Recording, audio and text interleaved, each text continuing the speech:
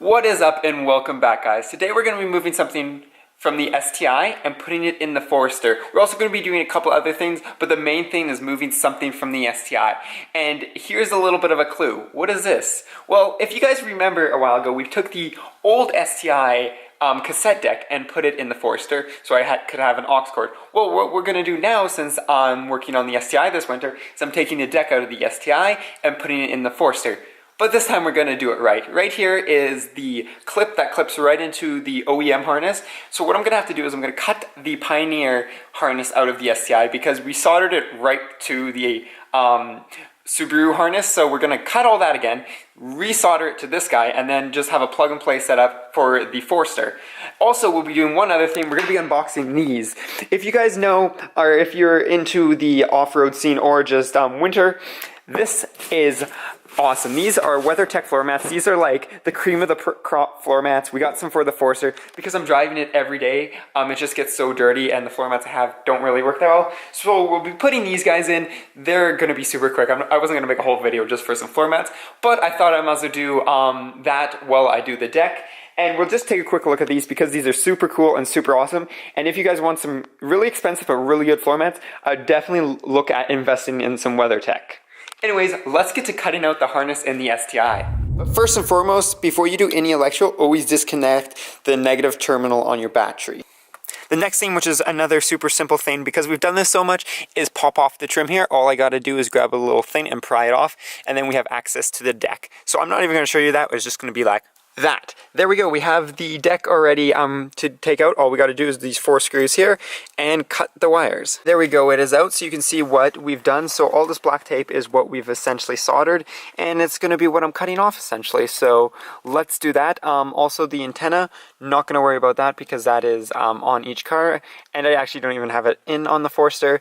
And the microphone that's hiding up here, guys, you guys can't really see it.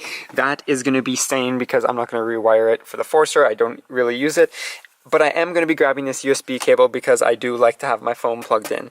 And if you guys haven't watched, I have a video going over Android Auto, the operating system I use on this, and that's right up there, I think. Maybe over there. We don't know which side. So I'm going to cut the wires. I'm not going to record it because you guys will see exactly what wires connect to what when we actually do the soldering. So I will see you on the soldering bench in just a second. So now that we got both the harnesses out, we got the Pioneer one and we got the Subaru one, it's time to join these together. So what we're going to be doing is we're going to be soldering them together. And then what we're going to be doing is doing it proper this time. We're going to be using what is called heat shrink. And it's this little stuff here that goes around the cable. And then once it heats up, it shrinks down and protects it. We were using black tape before, it's just not as good, so we're going to be using the heat shrink.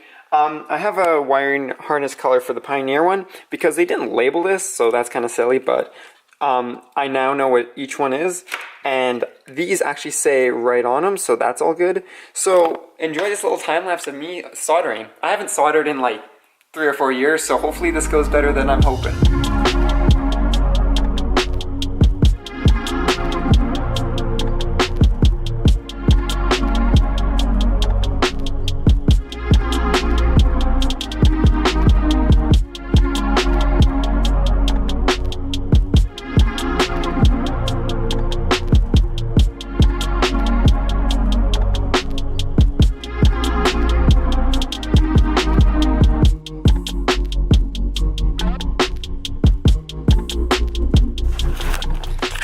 That took way longer than expected, mostly because the soldering iron I'm using, this guy right here, the tip doesn't work. So you literally have to lay the piece of wire on it and then just push the solder till it eventually works.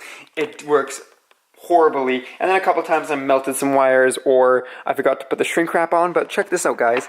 This is why you use shrink wrap. It makes it look so professional. It's beautiful. So there we go. We've got our Pioneer plug on this side and we got a Subaru plug on this side.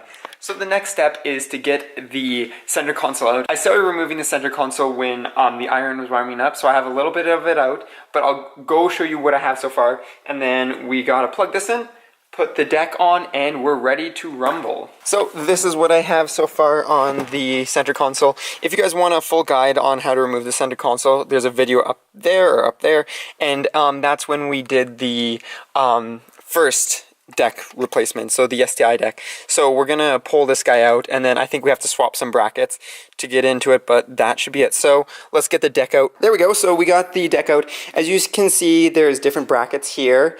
These have a top mount, these don't. So what I'm gonna do is swap the brackets over, and then this should be a plug and play, and we should be ready to go. There we go. We got the brackets on. And now it's time to go plug it in and test it. So what we're going to do is we're going to plug in the harness and just test if it works. If it works, then we can actually fully mount it. I just want to make sure I soldered everything correctly. Plug goes right here to the OEM plug. And once that's plugged in, you can run this guy to the Pioneer deck. There we go. It is plugged in. So hopefully I should just be able to put the key in and I should see something light up.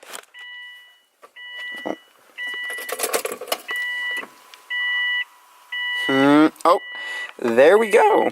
So I just wanted to test, make sure the audio works and everything. So I am going to just do some Bluetooth, I guess. Lately, everything is working, so I'm just going to check the speakers. I got Bluetooth working on my phone, so that is all good.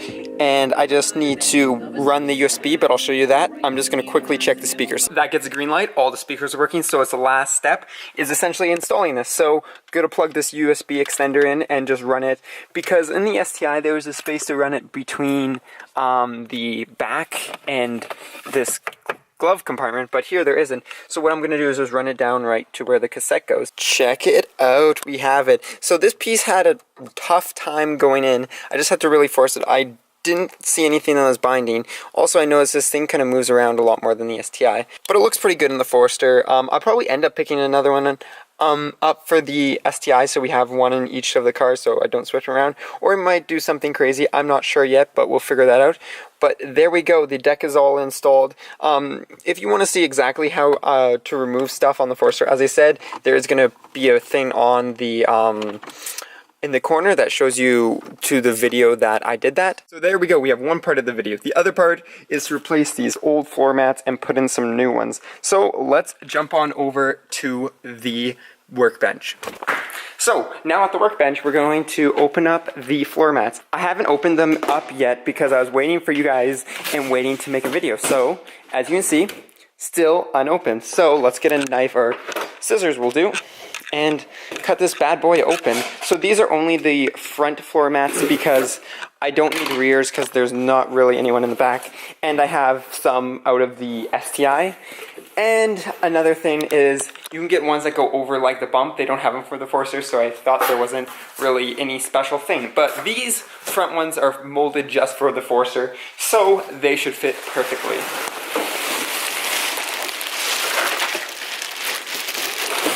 There we go.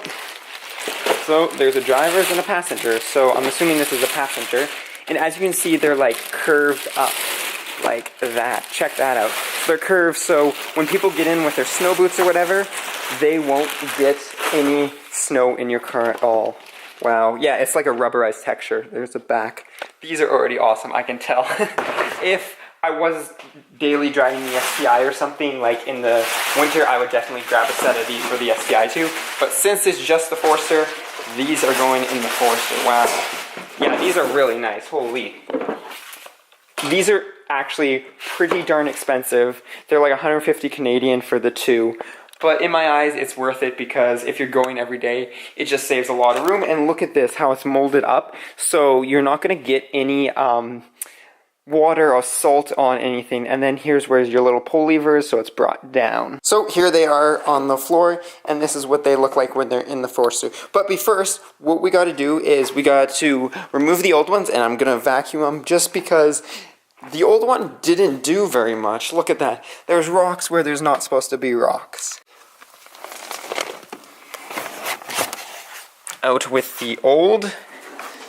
Oh yeah, look at all that gravel. I'm also taking out the stock floor mat, the stock Forester floor mat, because it says don't use any.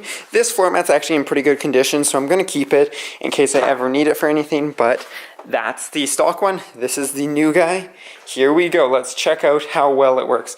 I noticed this hole right here is for the mounting position, which unfortunately is missing on this car, so it's not actually going to have a mount, but it sits in there pretty darn flush. Oh yeah, look at that. You guys can't see a thing because it's pitch black. There we go. Yeah, check that out. There, you guys can see in the light. Look how it fits around everything. So there won't be any mud or anything getting anywhere on the floor. And then there's that side, right up on the side of the lip. That's awesome. And it's starting to black out my interior, which is exactly what I want. So, on to the passenger side now. Out with the old, and in with the new. Once again, check out that fitment, guys. That is really good. That protects your whole floor, and that's exactly what I wanted. I'm also noticing I should really start to black out that center console right there. That would look so, so good. So there we go, the Forester interior is looking nice and fresh with the new floor mats. Also gave everything just a quick wipe down because why not? It's in the garage, it's nice and warm, and I have the time. So that is going to be about it for today. I just got to check the oil on the Forester. This is your friendly public service announcement. If you own a Subaru, check your oil at least once a week. I didn't do that with the STI, and I was almost, not empty, but it was like almost past low when I first owned it, and I was checking it probably once a month. So always check your oil on your Subaru. Anyways, that is going to be it for today. I hope you guys enjoyed this and seen that I could actually do deck installs the right way, because I know last time some of you were giving me hassle for not using a harness. This time I did it the right way just for you guys and for a little bit of easier installation back in Project Daily. But very, very soon we're going to be working on Project Daily, pulling it apart and working on it. So until next time, peace out and stay humble.